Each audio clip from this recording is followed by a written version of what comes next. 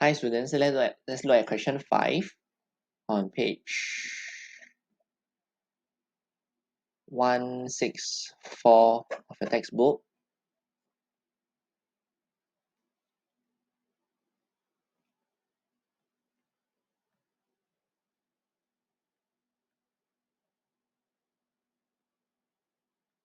Okay, so let me go through this question quickly. So in question 5 part 1, they ask you to write down the fifth line in a number pattern. Okay, so let's try to spot some rules in this number pattern. So the first line is 1 plus 3 equals to 4 equals to 2 square equals to 1 plus 1 square. So the next line is 1 plus 3 plus 5 equals to 9 equals to 3 square equals to bracket 2 plus 1 square. So you notice, right, for each line, we are adding by an odd number, which is the next one in line.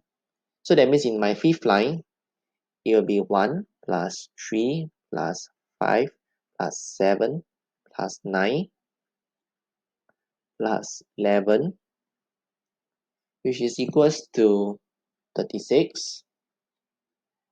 And 36 can be expressed as 6 square, 36 times 6. And I can write it as 5 plus 1 square. So how do I know it's 5 plus 1 square? So I look at the number pattern in the previous part. So when it's the first term, term number 1, or first term, it's 1 plus 1. The second term,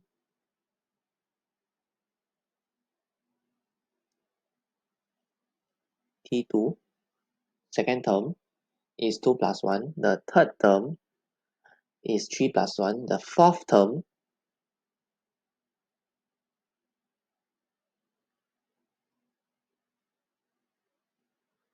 is 4 plus 1 square.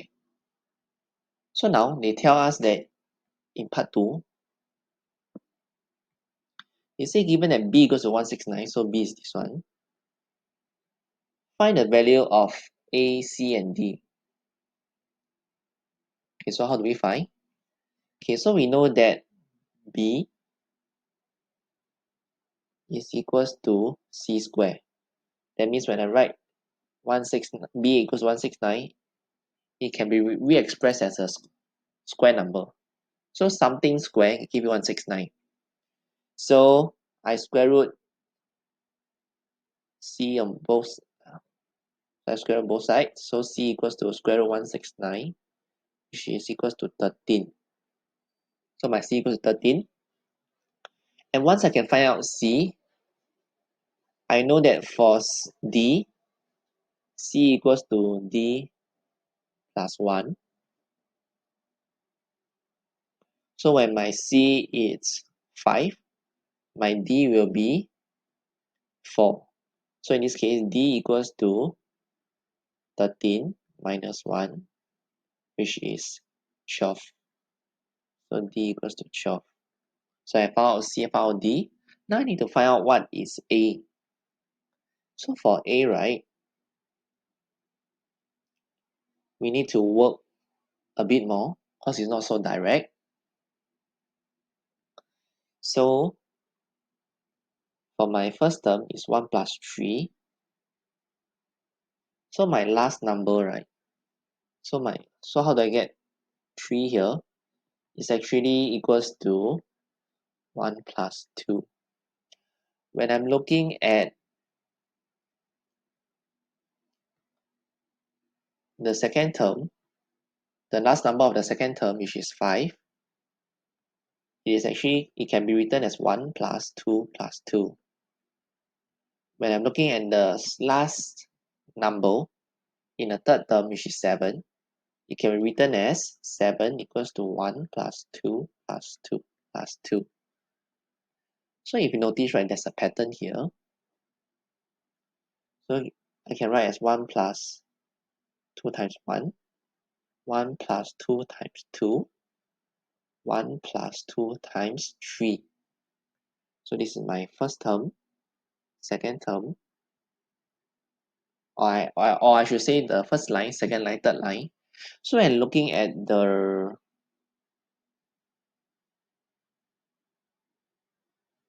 line that contains 169, how should I write?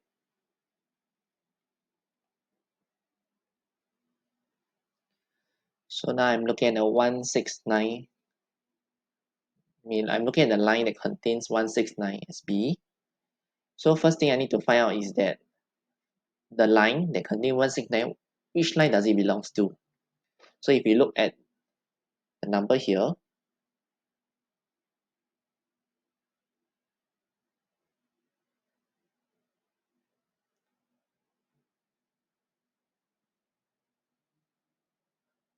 the line will be line 12.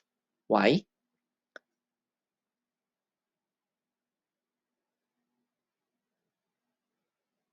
Because my D, in this case, represent the line. So when my D is 1, D is 1,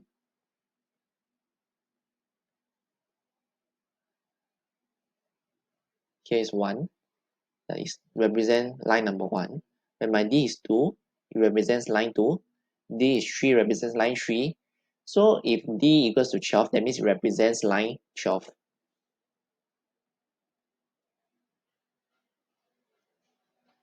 So for B equals 169,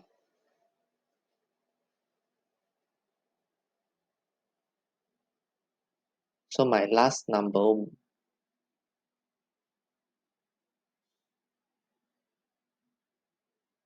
so to find out what is A, it will be 1 plus 2 times 12,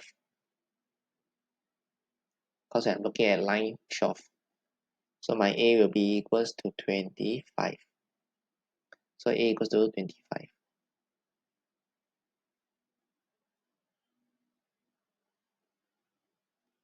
So this represents the line. Which line does it belongs to? So since I'm looking at line 12, I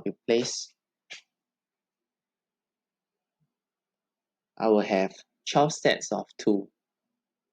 So now I'm looking at part 3. So for part 3, right, will there be a line in the pattern where A equals to 868? So using the expression that I found in A, so the general expression for A will be 1 plus 2 times n, because this n represents the line. So when I'm looking at line 1, there's only one set of 2. When I'm looking at line 2, I only have 2 sets of 2. When looking at line 3, I have 3 sets of 2. So now I'm looking at a general expression n, which is line n. My A will be equals to 1 plus 2n. So I let my A as 868 now. So 1 plus 2n equals to 868, because this one is asking for in the question. So how do I know whether this particular line have or not? So all I need to prove is that whether it's my n, a whole number, or is it a decimal or fractions. So if it's a whole number, it means that this particular line is present. If it's not, if n is not a whole number, that means this line does not exist at all. That means don't have. So 2n equals to 867, because of minus 1 on both sides. So n equals to 867 divided by 2 is 433.5. So since n is not a whole number,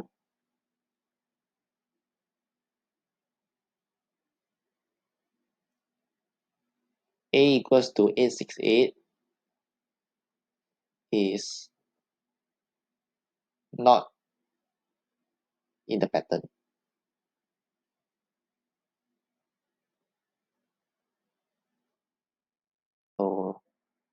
that's it. So once you have tried this question out, you can actually look at question 6, page 94 of your workbook. Thank you.